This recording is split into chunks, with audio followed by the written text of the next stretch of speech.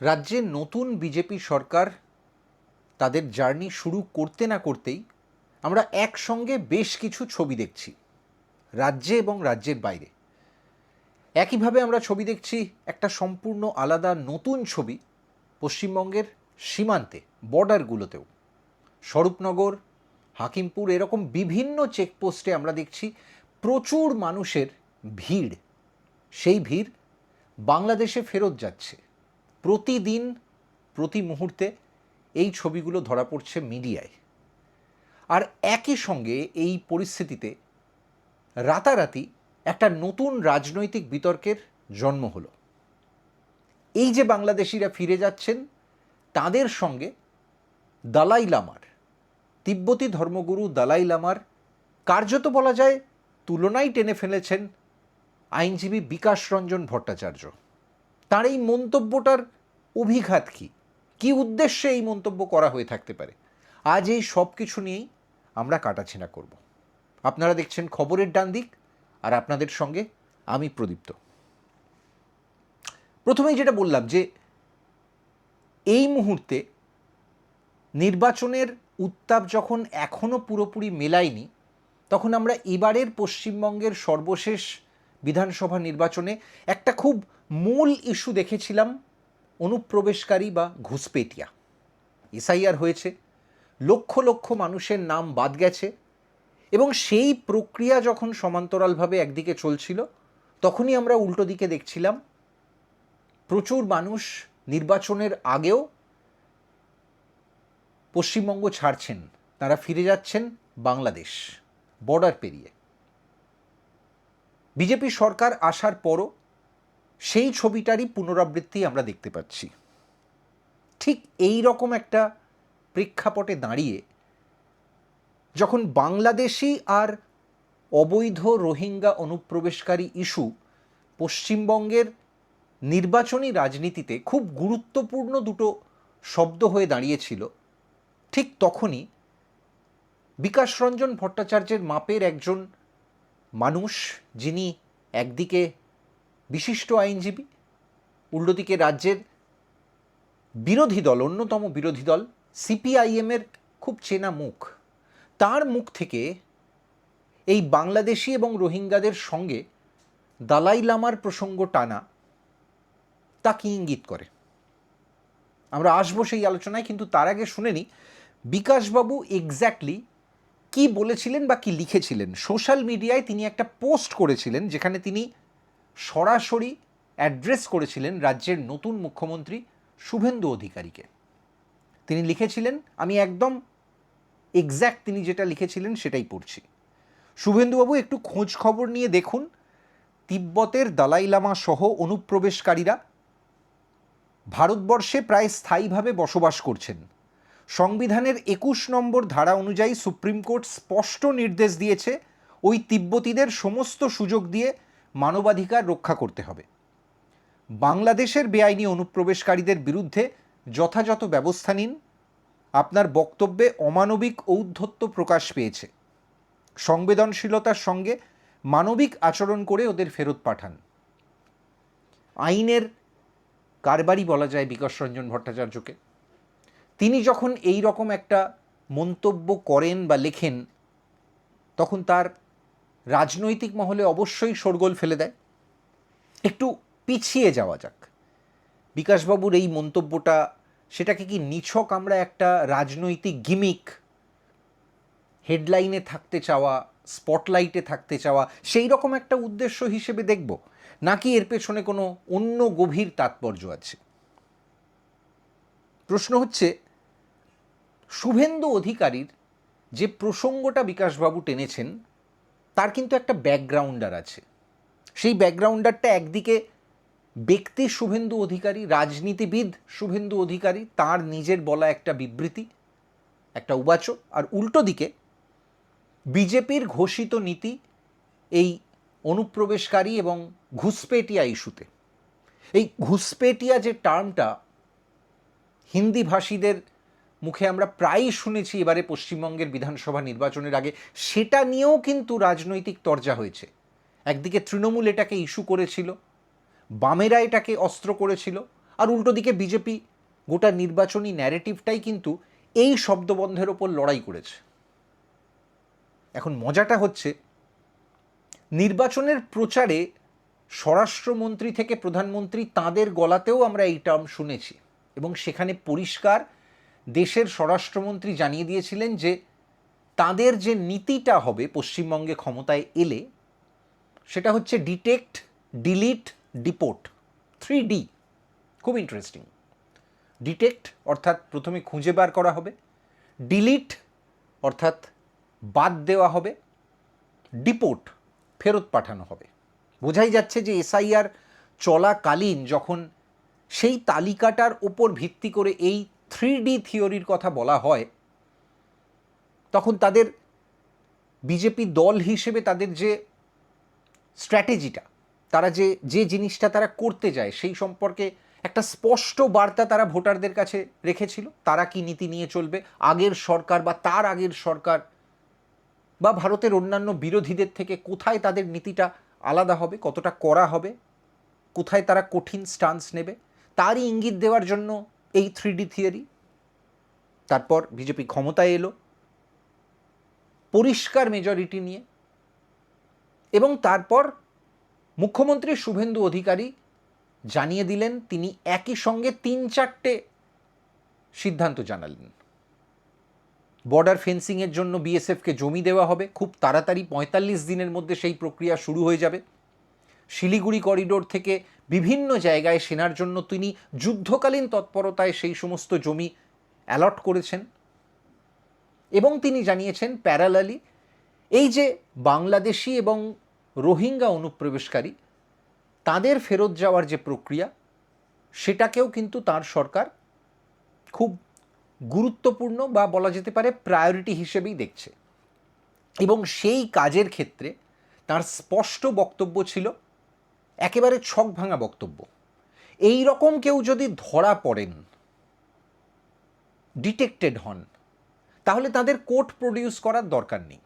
এক্ষেত্রে মুখ্যমন্ত্রী সেটাকে রীতিমতো ব্যাখ্যা করে দিয়েছিলেন যে তাদের কোর্টে রাখা, কোর্টে নিয়ে যাওয়া, তারপর তাদের যদি জেল হেফাজত হয় বা জেলে রাখতে হয়, তাহলে তার জন্য রাজ্য সরকারের তরফ থেকে খরচ করতে হবে। তাদের প্রত্যেক দিনের খাওয়া দাওয়া, ওষুধপত্র, তাদের থাকার ব্যবস্থা, জেলে হলেও সেই খরচটাও কিন্তু নতুন সরকার করতে রাজি নয়। তারা একেবারে ছক ভাঙা যে নীতিটা নিতে চান, সেটা হচ্ছে পুলিশকে তারা নির্দেশ দিয়েছেন যে এই ধরনের কোনো অবৈধ অনুপ্রবেশকারী খুঁজে পেলে সরাসরি বিএসএফের হাতে তুলে দিন। বিএসএফ তারপর বাকি প্রসিডিওরটা এগিয়ে নিয়ে যাবে। বাংলাদেশের যারা অথরিটি আছেন তাদের কাছে কাগজপত্র দেখানো হবে এবং বাংলাদেশকে বলা হবে যে ভারত তাদের বাংলাদেশে ফেরত পাঠাতে চায়। এই যে প্রসেসটা, অর্থাৎ চিহ্নিত হলে তাদের বাংলাদেশে ফেরত পাঠানোর প্রসেসটা, সেই পুশব্যাক নিয়েও অনেকেই কিন্তু অনেক মন্তব্য করেছেন, বিশেষত বিরোধীরা। কেউ তৃণমূল থেকে মন্তব্য করেছেন, কেউ বামেদের থেকে মন্তব্য করেছেন। অনেকে বলেছেন যে নীতি হিসেবে এটা হয়তো আমরা শুনছি, একেবারে নতুন আমাদের কাছে মনে হচ্ছে, কিন্তু কেউ মানবিক দিকটা নিয়ে প্রশ্ন তুলেছেন। কেউ বলেছেন এটা বিজেপি সরকার শুরু থেকেই একটা বিশেষ সম্প্রদায়কে বার্তা দিতে চাইছে, রাজনীতির রুটি যে যেভাবে সেঁকতে চান। কেউ হয়তো বলেছে যে এর ফলে ভারত বাংলাদেশ সম্পর্ক অবনতি হবে। কিন্তু এত কিছু সত্ত্বেও কেন্দ্রীয় বিজেপি এবং রাজ্যের বিজেপি সরকারের তরফ থেকে বার্তাটা খুব স্পষ্ট রাখা হয়েছে। আমরা গত কয়েকদিন ধরেই বাংলা মিডিয়ায় এবং সর্বভারতীয় মিডিয়ায় সেই পুরনো ছবিটা দেখতে পাচ্ছি, অর্থাৎ ভোটের আগে এসআইআর প্রক্রিয়া যখন শুরু হচ্ছিল তখন যে ছবিটা আমরা বারবার দেখছিলাম বনগাঁয়, স্বরূপনগরে বা অন্যান্য বিভিন্ন বর্ডারে, যে বর্ডার ছেড়ে, পশ্চিমবঙ্গ ছেড়ে যারা হয়তো কেউ 4 মাস আগে, কেউ 6 বছর আগে, কেউ 5 বছর আগে এসছিলেন, তারপর এখানেই তারা দিব্যি ছিলেন, তাদের ফেরত যাওয়ার রীতিমতো ঢল, মানে ধুম পড়ে গেছে আবার দেশে ফিরে যাওয়ার। এদের অনেকের কাছেই প্রপার ডকুমেন্টস নেই, যাদের কাছে আছে তারা সেটাও ক্যামেরার সামনে বলেছেন, কারুর কাছে ভোটার কার্ড ছিল, কারুর কাছে আধার কার্ড ছিল, রেশন কার্ড ছিল, কেউ কেউ লক্ষ্মীর ভাণ্ডারও পেয়েছেন, সেটাও তারা একেবারে শটান টিভি ক্যামেরার সামনে স্বীকারও করেছেন। তারা এটাও স্বীকার করেছেন যে তারা এর আগে পশ্চিমবাংলার নির্বাচনে ভোট দিয়েছেন। ভাবুন পরিস্থিতিটা। ঠিক এই পরিস্থিতিতে আমাদের মনে হলো একটা প্রশ্ন এবার সোচ্চারে বলা দরকার। নির্বাচনের আগে একটা বৃহত্তম ইকোসিস্টেম, আমরা যে বারবার খবরের ডান দিকে বাম বাস্তুতন্ত্রের কথা বলি, মিডিয়ায়, বিভিন্ন রাজনৈতিক মহলে, সর্বত্র একটা কথা ভাসিয়ে দেয়া হচ্ছিল যে এই যে এত এসআইআর হচ্ছে, এত লক্ষ লক্ষ টাকা খরচ করে, কোথায় অবৈধ বাংলাদেশি, কোথায় রোহিঙ্গা।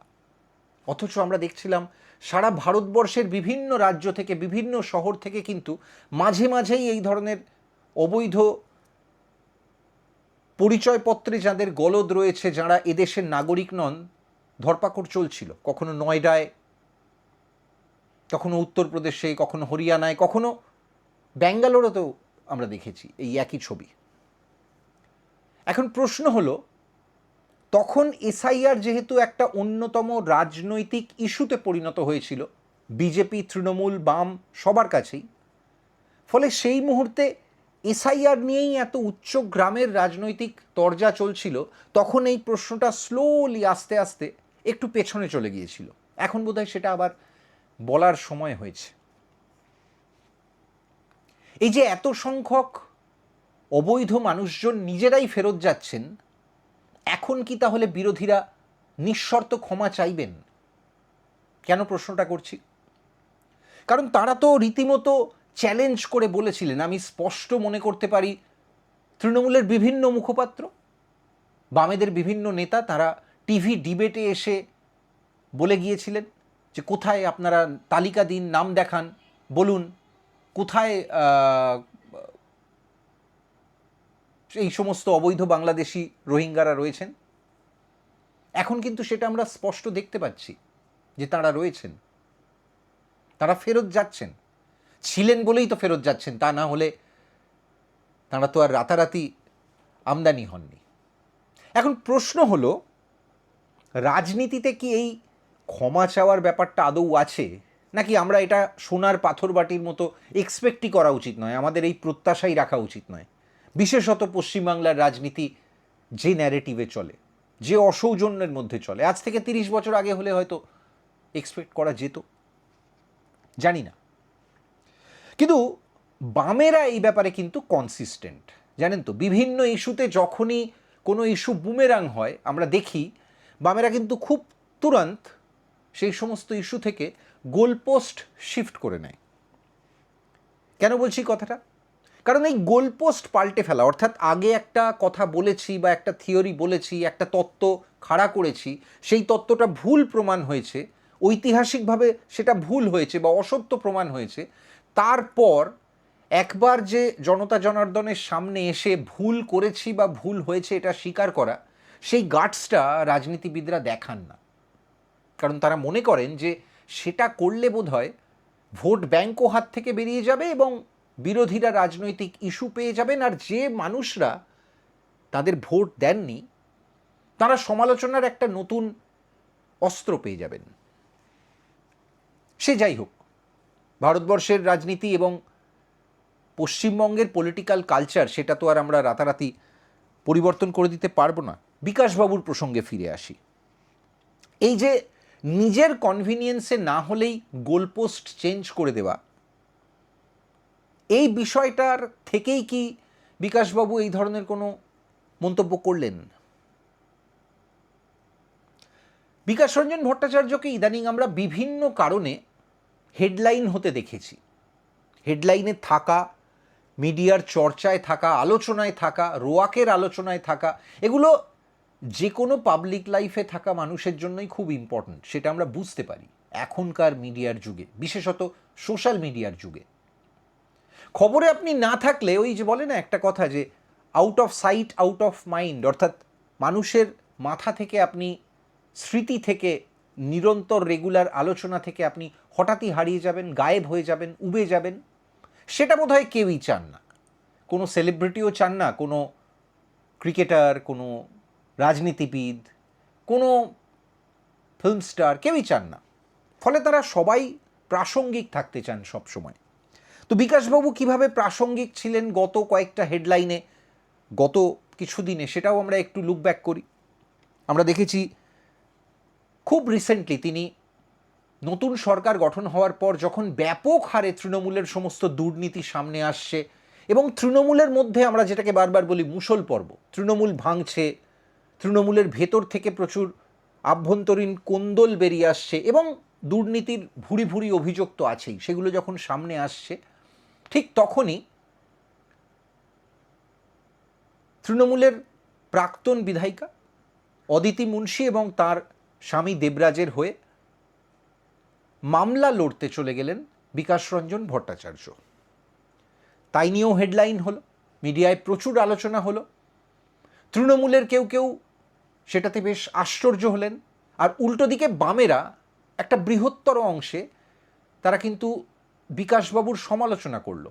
তারা নিজেরাও, বামেদেরই একটা বিরাট অংশ, তারা কিন্তু মেনে নিতে পারেনি যে বিকাশ রঞ্জন ভট্টাচার্য, যিনি গত কয়েক বছর ধরে সমানে তৃণমূলের সমস্ত অনিয়ম, সমস্ত দুর্নীতিতে বারবার সরব হয়েছেন, রাজপথে, মিছিলে, ক্যামেরার সামনে, এমনকি আদালতে, তিনি তৃণমূলের কোনো দুর্নীতিগ্রস্ত বা দুর্নীতিতে অভিযুক্ত কারুর হয়ে মামলা লড়তে আদালতে দৌড়চ্ছেন।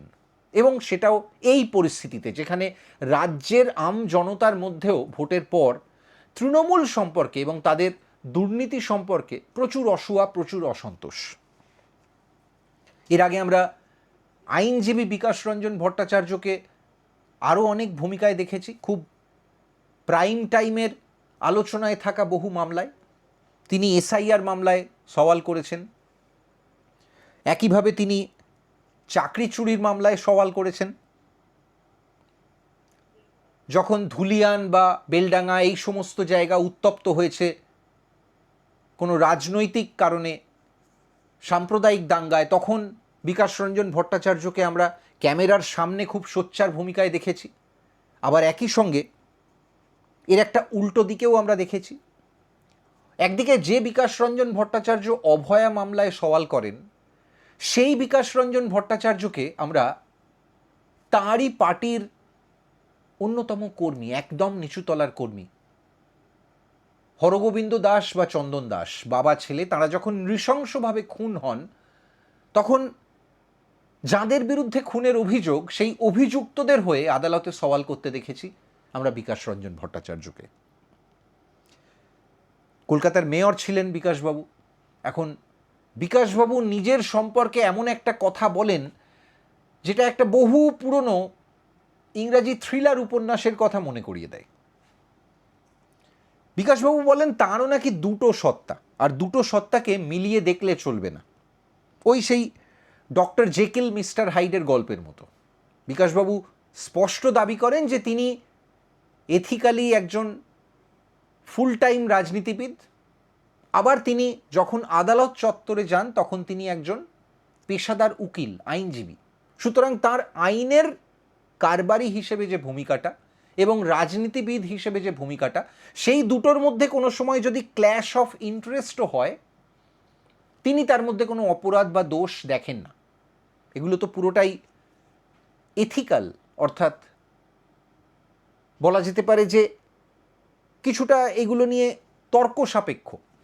তো সেই জায়গাটায় তিনি নিজের মন থেকে অন্তত কোনো ভুল করেছেন, পার্টি লাইনের বিরুদ্ধে কোনো স্টান্স নিয়ে বা মতাদর্শগত জায়গা থেকে তিনি কোনো ভুল করেছেন, এটা কিন্তু তিনি নিজে কখনো স্বীকার করেননি। কিন্তু বিকাশবাবুর এই স্টান্সটার মধ্যে আমরা তার দলের মানসিকতার একটা অন্য প্রতিফলন বোধহয় দেখতে পাচ্ছি। আপনারা বোধহয় খুব ডিটেলে যদি খুঁটিয়ে দেখেন তাহলে দেখতে পাবেন যে গত কয়েকদিন ধরেই নতুন সরকার ক্ষমতায় আসার পর আপনারা তৃণমূলকে যতটা মিউট মোডে দেখছেন বা কিছুটা সাইলেন্ট মোডে দেখছেন, তৃণমূলের সবাই এখন এই মুহূর্তে যেন একটু চুপচাপ, প্রতিবাদ বিক্ষিপ্তভাবে একটা দুটো কর্নার থেকে বা একজন দুজনের থেকে এলেও বাকিরা সবাই যেন একেবারে দিশাহীন, কেউ খুব একটা কথা বলছেন না। তৃণমূলের ভেতরে একটা অদ্ভুত নীরবতা, একটা আশ্চর্য অবিশ্বাস খেলা করছে। কে কখন দলে আছেন, কে কখন বেরিয়ে যাচ্ছেন, কে কখন বিজেপিতে চলে যাবেন, কে কখন পার্টির হাত ছেড়ে দেবেন, তাই নিয়ে একটা অদ্ভুত ধোঁয়াশা তৈরি হয়েছে। ঠিক সেই সময় আমরা দেখছি ফলতা বিধানসভার নির্বাচনের ফল বেরোনোর পর, বিজেপি রেকর্ড ব্যবধানে জিতে যাওয়ার পর বামেরা 19% ভোট পেয়ে দ্বিতীয় স্থানে আসার পরই বামেদের একাংশ হঠাৎই একটু অতি সক্রিয় হয়ে উঠেছে। এবং সেই অতি সক্রিয় অংশটা একেবারে বলা যেতে পারে নতুন রাজ্য সরকারের শপথের পরের মুহূর্ত থেকে প্রত্যেকটা মুহূর্তে তারা শার্লক হোমসের মতো একেবারে হাতে বোধহয় একটা অদৃশ্য ম্যাগনিফাইং গ্লাস নিয়ে অপেক্ষা করছে যে কখন পান থেকে চুন খসলে সরকারকে, নতুন রাজ্য সরকারকে কোন কোন ইস্যুতে সমালোচনা করা যায়। বামেদের মধ্যে এবং অতি বামদের মধ্যে এই প্রবণতাটা আমরা গত কয়েকদিন ধরে নিরন্তর দেখে যাচ্ছি। তাদের একাংশ কিন্তু বলা যেতে পারে একটু প্রাজ্ঞ ভূমিকা নিয়েছেন। তারা কিন্তু এই সরকারকে, যে কোনো সরকারকেই বোধহয় একটা সময় দেওয়া উচিত, তো তারাও সেইভাবেই একটু অপেক্ষা করতে চান, একটু ওয়েট অ্যান্ড ওয়াচ যেটাকে বলা হয়। আগে একটু সময় দেয়া হোক, সরকারের সঙ্গে জনতার একটা হানিমুন ফেজ চলছে, তো সেই ফেজে সরকার কি কি নীতি নেয়, সরকার কি কি দূরবর্তী ইঙ্গিত দেওয়ার চেষ্টা করে তাদের কাজ সম্পর্কে, তাদের পলিসি সম্পর্কে, সেটা আগে ভালো করে দেখে নাও, বুঝে নাও। সরকার কতটা ডেলিভার করতে পারলো, কতটা কাজ করলো, মানুষকে সেটা কতটা সন্তুষ্ট করতে পারলো, আগে সেটা জরিপ করে নাও, তারপর সমালোচনা করা যাবে।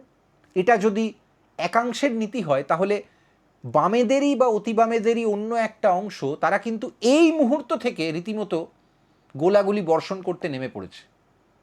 তারা গেল রব তুলেছে যে কার্যত রাজ্যটা একটা ফ্যাসিস্ট সরকারের দখলে চলে গেছে এবং যে কোনো মূল্যে যে কোনো ইস্যু তারা সেটাকে ওই একটা ছোট্ট ফুলকি থেকে দাবানল তৈরির তারা চেষ্টা চালিয়ে যাচ্ছেন। এখন রাজনীতিতে এই চেষ্টাগুলো আদৌ কখনো কোনো ফল দেয় কি না সেটা তো ইভিএমের বাক্সই উত্তর দেয়, কিন্তু চেষ্টা চলছে। এখন প্রশ্ন হলো, বিকাশবাবুর আইনজীবী সত্তাটা নিয়ে তো আমরা এত কথা বললাম, বিকাশবাবুর রাজনীতিবিদ সত্তা, তার রিসেন্ট পারফরমেন্সটা কেমন? সদ্য তিনি একটা বিধানসভা নির্বাচনে প্রতিদ্বন্দ্বিতা করলেন, সেখানে তিনি হেরেছেন। অতীতেও আমরা তার নির্বাচনী যে রেজাল্ট কার্ড, সেটাই কিন্তু খুব বেশি সাফল্য দেখিনি।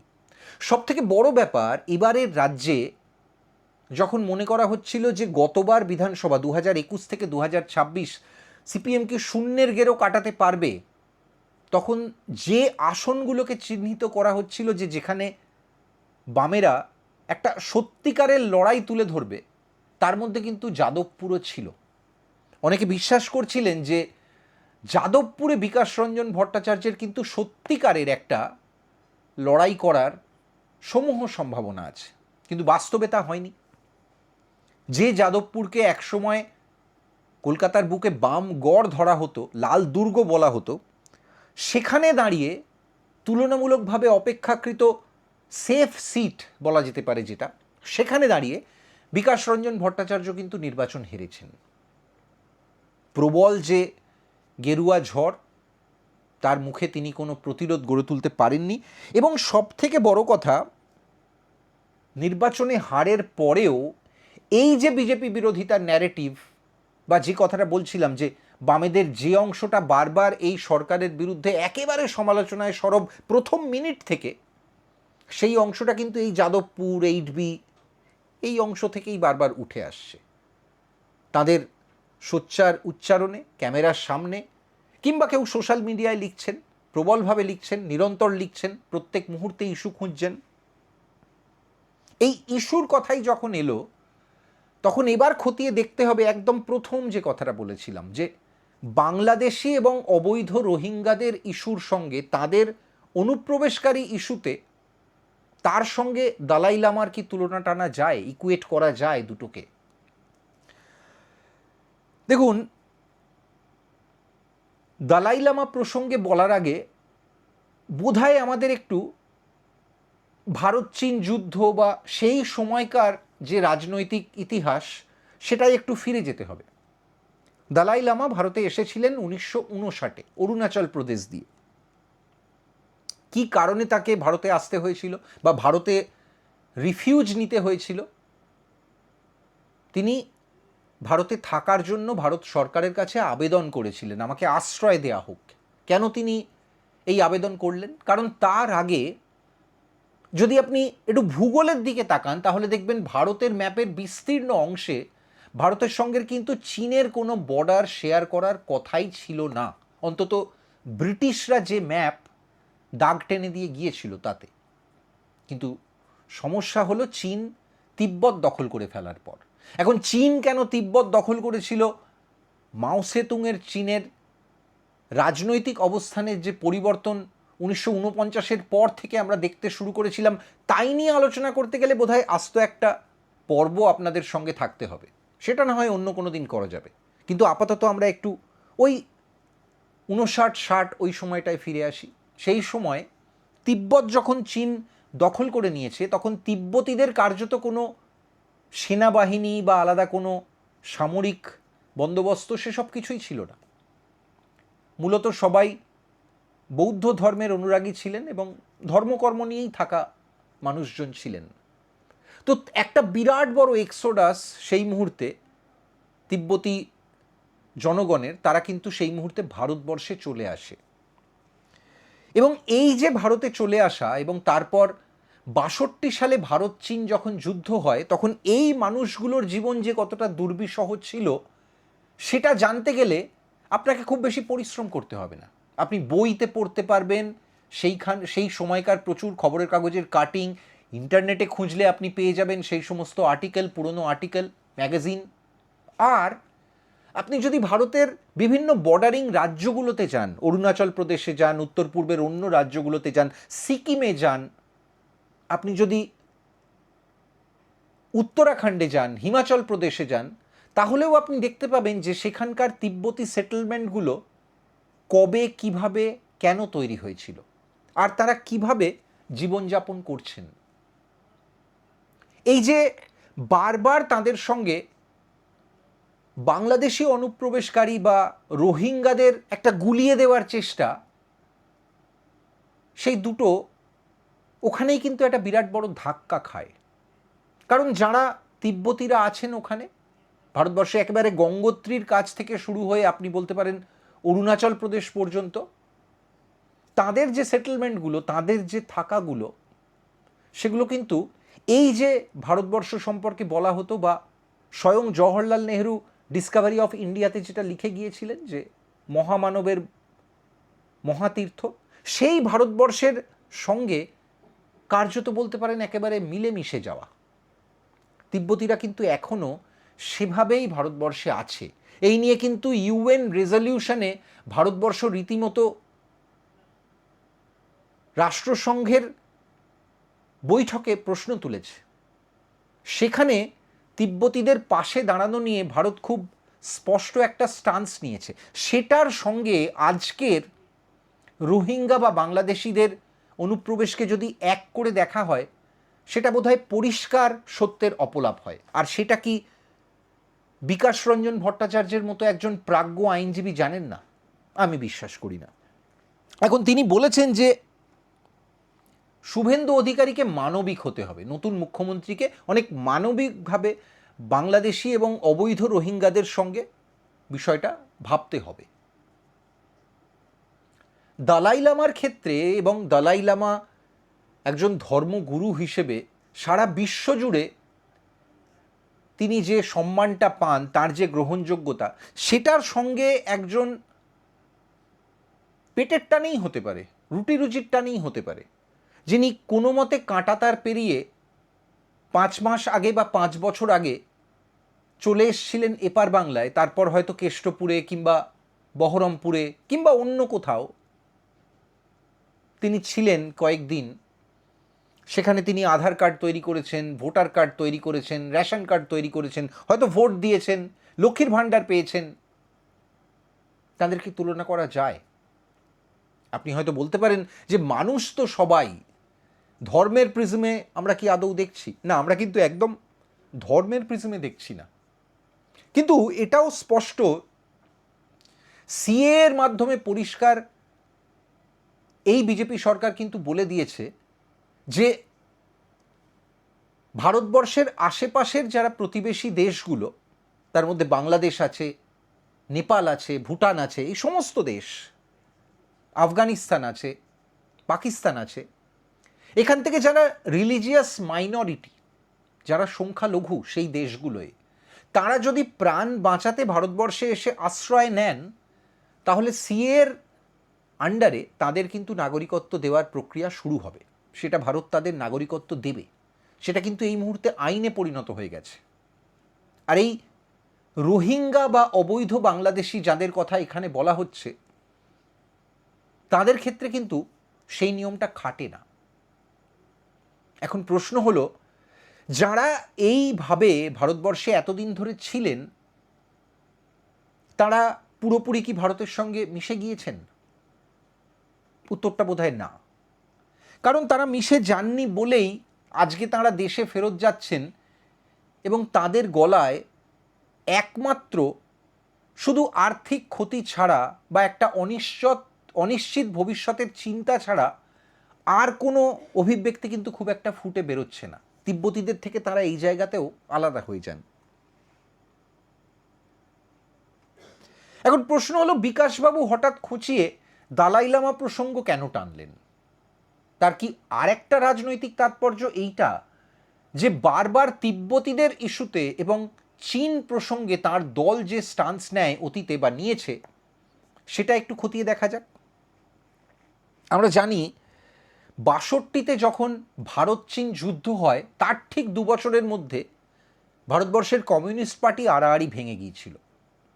একদিকে সিপিআই, তারা সেই যুদ্ধেও ভারতের যে স্টান্স ছিল সেটাকে সমর্থন জানিয়েছিল। তাদেরই পার্টির আরেকটা অংশ যারা সেটা সমর্থন করেননি, যারা বলেছিলেন যে ভারত চীনকে আক্রমণ করেছে, তারা একটা নতুন দল তৈরি করেছিলেন, সিপিআইএম। এবং পরবর্তীকালে এই সিপিআই পশ্চিমবঙ্গের বিধানসভা নির্বাচনে এমন দেওয়াল লিখনও লেখা হয়েছে সিপিআইএমের তরফ থেকে তীব্র ব্যঙ্গ করে, এবং সেই তীব্র ব্যঙ্গের লক্ষ্য কিন্তু সিপিআইও ছিল, যেখানে লেখা হয়েছিল, দিল্লি থেকে এলো গাই, সঙ্গে বাছুর সিপিআই। অর্থাৎ কংগ্রেসকে প্রথম লাইনে বর্ণনা করা হচ্ছে এবং তাদের সঙ্গে বাছুর হিসেবে বলা হচ্ছে সিপিআইকে। এই দেওয়াল লিখন আরও একটা ইঙ্গিত দেয়। সিপিআইএম ফ্র্যাকশন বা কমিউনিস্টদের ওই অংশটার চীন প্রীতির কথা আমরা বরাবরই জানি। তারা বহু ক্ষেত্রে সীতারাম ইয়েচুরি থেকে বহু নেতার গলায়, আপনি হয়তো কোনো তরুণ তুর্কি নেতার গলাতেও শুনতে পাবেন। রিসেন্টলি যখন অপারেশন সিন্দুর হয়েছে, তখনও আমরা বেশ কিছু বাম কর্মী সমর্থক নেতা, তাদের গলাতেও এই একই কথা শুনেছি। তারা যখন তখন ভারতের কোনো রাজনৈতিক বা পররাষ্ট্রগত সিদ্ধান্তকে চ্যালেঞ্জ করতে, সেটা নিয়ে প্রশ্ন তুলতে তাদের কিন্তু দ্বিতীয়বার ভাবতে হয় না। তারা খুব সহজেই সেটা করে দেন, অনর্গল সেটা তারা প্রশ্ন করেন। কিন্তু আশ্চর্যজনকভাবে চীন প্রসঙ্গটা এলেই দেখবেন তাদের মধ্যে একটা অদ্ভুত আড়ষ্টতা, এক হিমালয়ের মতো মৌন। তারা হঠাৎ নীরব হয়ে যান। কেন? প্রশ্নটা তুলতে হবে অবশ্যই। এখন বিকাশবাবুর এই চীন প্রীতির পাশাপাশি আরও একটা প্রীতির কথা অবশ্য আছে, সেটাও আমাদের জানা। সেটা নিয়েও নতুন সরকার বেশ কিছু সিদ্ধান্ত নিচ্ছে।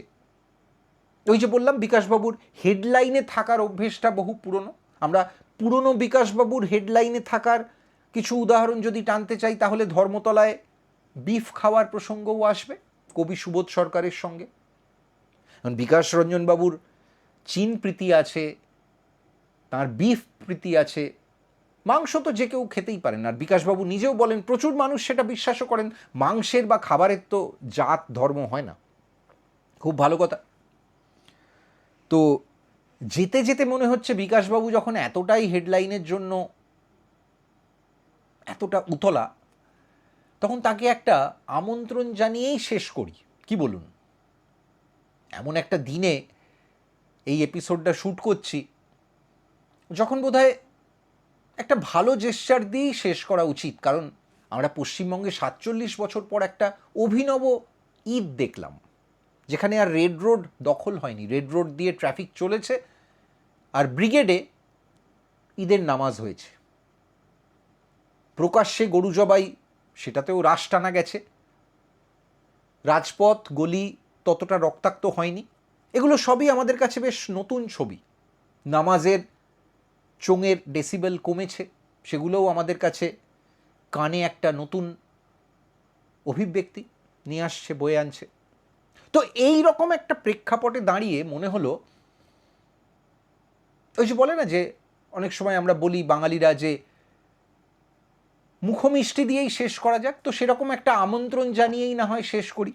বিকাশবাবু, আপনার তো এত চীন প্রীতি, আপনি বিফ খেতেও এত ভালোবাসেন, তো তাহলে চলুন না একদিন আমাদের তরফ থেকে, কলকাতাতে তো চীনাপট্টিও আছে, চায়না টাউনও আছে, তো সেরকমই কোনো রেস্তোরাঁ বাছা যাক, চলুন একটু পর্ক টেস্ট করা যাক।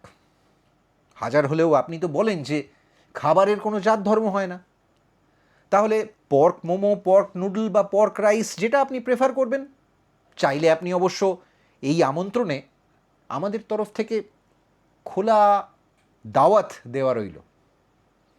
আপনি চাইলে কবি সুবোধ সরকার, আপনার বন্ধু মানুষ, তাকেও ডেকে নিতে পারেন, আরও যদি আপনার এই ধরনের বন্ধুরা থাকেন তাদেরও ডেকে নিতে পারেন। তো তখন না হয় বসে খেতে খেতে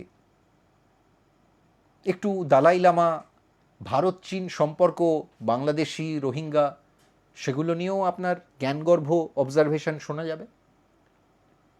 আমাদের এই পর্বটা, আমাদের এই আলোচনাটা আপনাদের কেমন লাগলো? অবশ্যই খালি পেটে আপনারা এতক্ষণ শুনছেন, তো তার জন্য একটা ধন্যবাদ তো ডেফিনেটলি আপনাদের প্রাপ্য। আর তার পাশাপাশি আমাদের এই আলোচনা থেকে আপনাদের কি মনে হলো, বিশেষ করে বিকাশবাবুর এই মন্তব্যটা নিয়ে, আপনাদের জন্য কমেন্ট থ্রেড খালি, অবশ্যই লিখুন। একমত হতে হবে এমন কোনো কথা নেই, যদি বিরুদ্ধ মতও থাকে সেটাও লিখুন।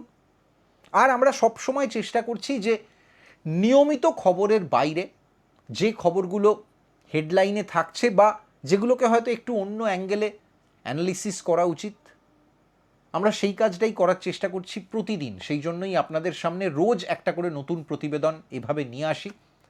ইউটিউবে আমরা আছি খবরের ডান দিক, বারবার বলি খবরের বাঁ দিক আপনার সামনে তুলে ধরার জন্য তো আস্ত একটা ইকোসিস্টেম আছে, আমরা একটু অন্যরকম চেষ্টা করছি। যদি ভালো লাগে তাহলে অবশ্যই লাইক, ফলো করবেন, সাবস্ক্রাইব করবেন চ্যানেলটা। একই সঙ্গে ইউটিউবের মতো ফেসবুকেও আমাদের ভিডিও একই সময় একই দিনে আপলোড হয়, সেটাও দেখবেন। ভালো লাগলে লাইক করবেন, ফলো করবেন আমাদের পেজ। আবার এই ধরনের কোনো আগজ্বলন্ত টপিক নিয়ে নতুন ভিডিওয় দেখা হবে খুব তাড়াতাড়ি। আমি প্রদীপ্ত আজকের মতো বিদায় নিচ্ছি। শুভরাত্রি।